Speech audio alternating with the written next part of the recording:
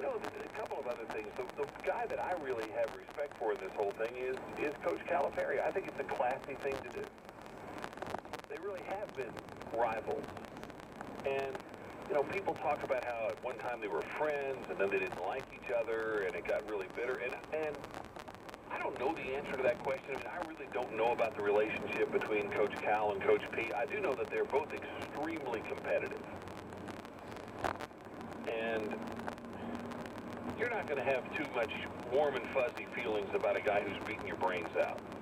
And I don't mean any disrespect to Louisville fans, but I mean, Coach Cal, you know, they were getting it done. And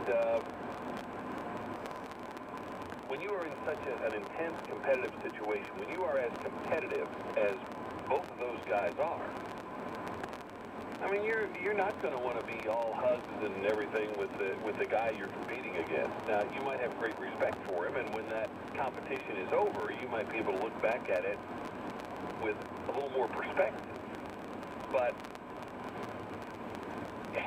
Pitino wouldn't be Pitino, and Calipari wouldn't be Calipari if they weren't the competitive people that they are. So all of this, well, you know, they don't like each other. Maybe they don't. I have no idea, but it doesn't surprise me that as competitive as both of them are, they're not going to be too warm and fuzzy about each other when the stakes are so high and they compete against each other every year. Greg, News Radio 840 WHAS. Hello. Good morning, sir. How are you? I'm well, Greg. How about you? I'm doing well for a rainy day. Hey, listen, I missed part of the show, so I don't know if anybody said this or not, but me personally, I don't have any problem acknowledging and recognizing him for his accomplishments because, like many have said, he did bring it back from the action. I just personally think it's a little too soon.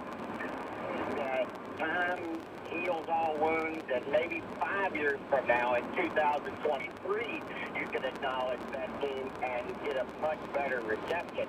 It's just so soon after he left U of L in shambles, basically. So that's just my opinion. I understand. You know what I'm hoping, and this may be too soon for you, but what I'm hoping is with the 96 team, the 25th anniversary of that would come up in 2021.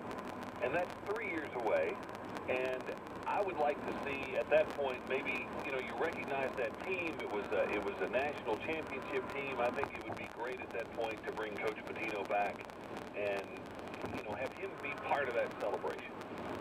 I completely agree with that because, again, 3 years from now, it's going to be a little bit different. And that was truly one of the most special teams that has ever graced University of Kentucky. So I would have no problem with that at all. But, you know, just some time, and I think that, you know, even the fans that carry a hatred, not don't carry a hatred for Rick Pitino, no matter what he did.